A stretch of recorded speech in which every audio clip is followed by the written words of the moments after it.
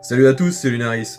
Aujourd'hui, on va parler de l'évolution du tarif des motos neuves entre 2012 et 2017, parce que j'ai vraiment l'impression que les constructeurs nous prennent pour des cons.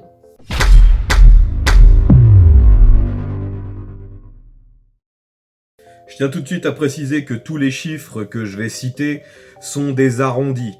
Les chiffres, je les ai eus sur les sites officiels de quasiment tous les constructeurs, et pour les anciens tarifs de 2012, la plupart du temps, je suis allé sur le site Motoplanet, ou aussi sur Motoservice, pour avoir les tarifs de vente en 2012.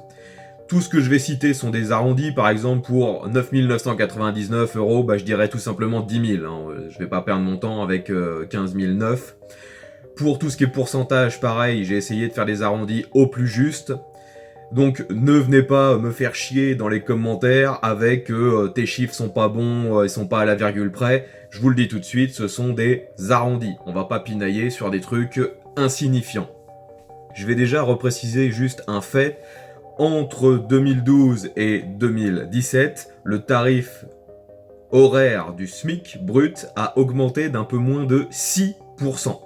Ça vous permettra de mettre en perspective un peu les augmentations des tarifs des motos par la suite. On va commencer par la catégorie des sportives parce que, à mon avis, c'est là que les chiffres sont le plus parlants. On va voir que les augmentations dans cette catégorie de motos ont vraiment été aberrantes.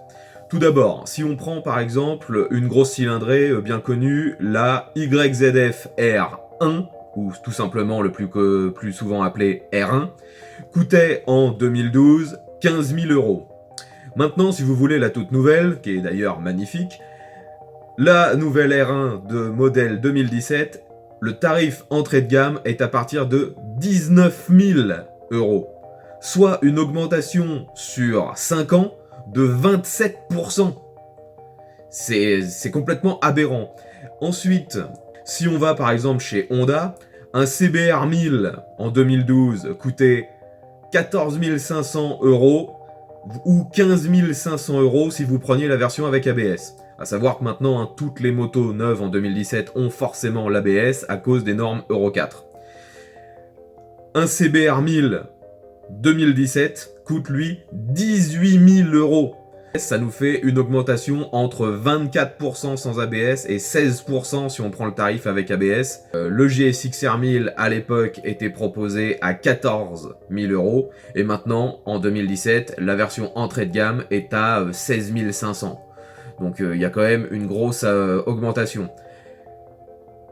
Toutes les marques ne sont pas logées à la même enseigne, parce que si par exemple on prend un BMW S1000 RR, qui est entre guillemets la référence en sport depuis quelques années, en 2012 elle était vendue 16 500 euros hors option, maintenant elle est vendue 18 000 euros hors option. La catégorie des 125 cm3, c'est aussi une catégorie où les augmentations sont assez violentes.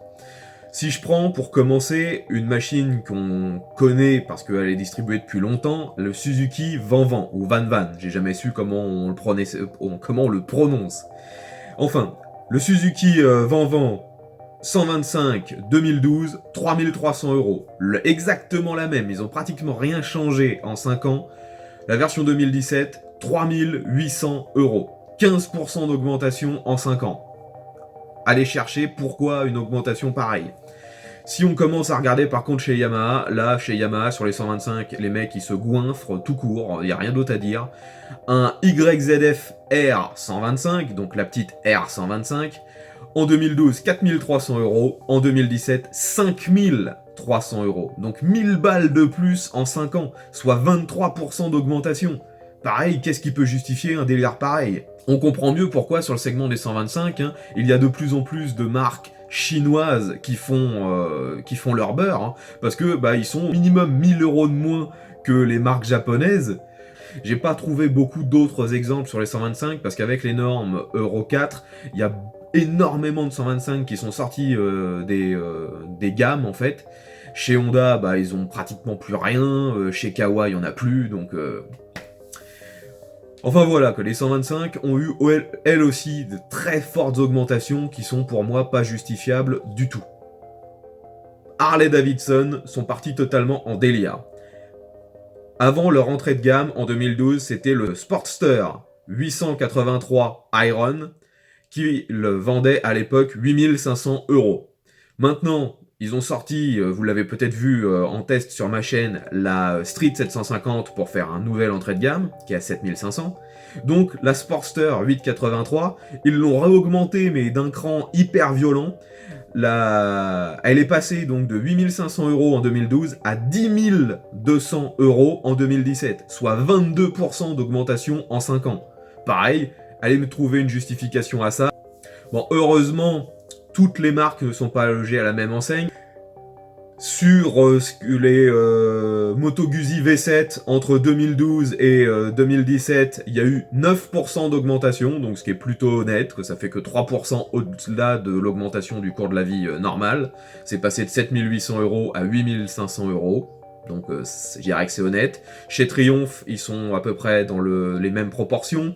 Pour une bonne ville T100, en 2012, c'était 9500 euros. Maintenant, en 2017, c'est 10 400, soit pareil, 9% d'augmentation. Donc je dirais, entre guillemets, honnête. Il y a d'autres marques qui jouent le jeu. Par exemple, chez Kawasaki, en 2012, vous pouviez acheter un ER6F, donc la version carénée. Avec l'ABS, elle vous coûtait 7600 euros. Si vous prenez maintenant sa remplaçante qui s'appelle la Ninja 650, avec l'ABS aussi, vu qu'elles ont toute l'ABS en œuvre maintenant, elle coûte 7700 euros, soit une augmentation de 1,3%. Donc au final, un Ninja 650, comparé à ce que l'on gagnait à l'époque, est même moins cher que en 2012. Mais bon, c'est une exception. Donc ça montre bien quand même que sur ces 5 dernières années, quasiment toutes les catégories et toutes les marques ont largement augmenté les tarifs. Bon, on va essayer de trouver des raisons à ça, parce que quand on regarde sur internet, les constructeurs essaient toujours de se justifier. Ils nous parlent, depuis 2012 bien sûr, en premier, de la crise économique. C'est la raison à quasiment toutes les augmentations de prix depuis 2008. Après, pour tout ce qui est marque japonaise, on nous a aussi beaucoup parlé du taux de change entre l'euro et le yen, qui n'était pas favorable aux marques japonaises, et donc qui était une justification à l'augmentation du prix. Sauf que si vous regardez vraiment les courbes entre 2008 et 2017, vous voyez bien qu'à partir de 2012, oui, c'est vrai qu'il y a eu une vraie augmentation, le taux de change n'était pas favorable pour les Japonais, mais après, le taux est redescendu à peu près à la normale, et est-ce que les tarifs ont rebaissé? Non. Donc à chaque fois, c'est des justifications qui marchent pour augmenter les tarifs, mais pour les rebaisser, là, il n'y a plus personne. Ils vont surtout pas baisser leur marge. On a eu aussi, en justification, le taux de la TVA qui est passé de 16,5 à 20% en 2014, mais bon, ça joue pas énormément sur les tarifs. Et la dernière justification de tous les constructeurs, c'est la norme Euro 4 qui a été imposée à quasiment toutes les machines à partir de 125 cm3 depuis début 2017, qui a obligé tous les constructeurs souvent à revoir leur copie sur les moteurs, à changer quelques bricoles pour que ça passe les normes anti-pollution, et surtout à l'obligation de mettre un ABS sur quasiment toutes les machines, soi-disant que c'est ça qui justifie les augmentations de prix. Donc quand on a des augmentations de prix qui sont inférieures ou égales à 10%, je pense que tout ça donc peut rentrer en ligne de compte et ça reste à peu près raisonnable.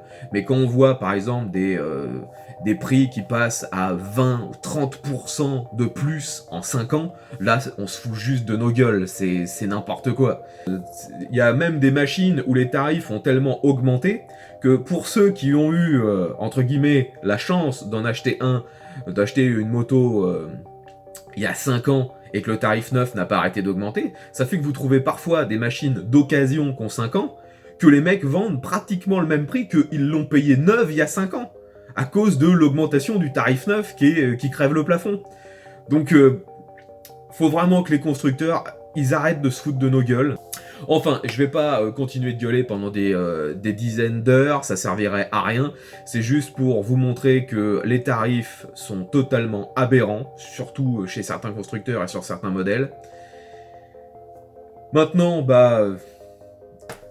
je pense que si vous cherchez des machines de bonne qualité, le marché de l'occasion est devant vous. Si vous voulez acheter du neuf, ça devient franchement délirant, les tarifs.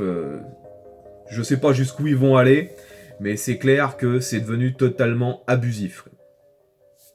Enfin voilà, c'était Lunaris, je vous embête pas plus avec mon coup de gueule sur les tarifs des motos neuves en 2017. Si vous avez des remarques, n'hésitez pas à me mettre ça dans les commentaires. Si vous pouvez aussi me dire ce que vous en pensez, hein, ça sera toujours intéressant. Si cette vidéo vous a plu, un petit pouce vers le haut et partagez-la sur les réseaux sociaux, ça fera avancer ma chaîne et ça partagera un peu les chiffres, je rappelle, hein, je les ai eus sur les sites officiels, donc on peut difficilement les contredire. Et pensez à vous abonner si ça vous a plu. Allez, je vous embête pas plus longtemps. À bientôt pour une nouvelle vidéo. V à tous.